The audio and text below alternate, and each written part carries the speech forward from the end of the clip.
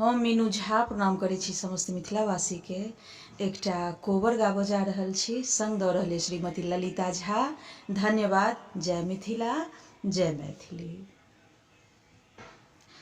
एहन ससुरारी दुल्हा अहाँ कहाँ पायब यो, मिथिला जुनि छोरू। एहन ससुरारी दुल्हा अहाँ कहाँ पायब यो, मिथिला जुनि छोरू।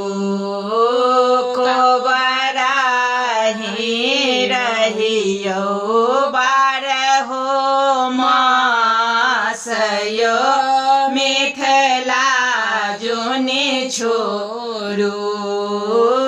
कोबराही रहियो बारहो मास यो, मिथिला जुनि छोरू। सारे सरहो जी सब सेवा में रहते यो, मिथिला जुनि छोरू।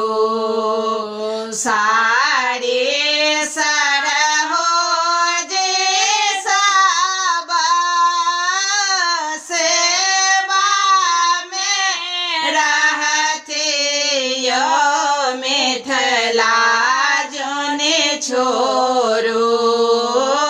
कखनो नहि होय देतै उदास यो, मिथिला जुनि छोरू।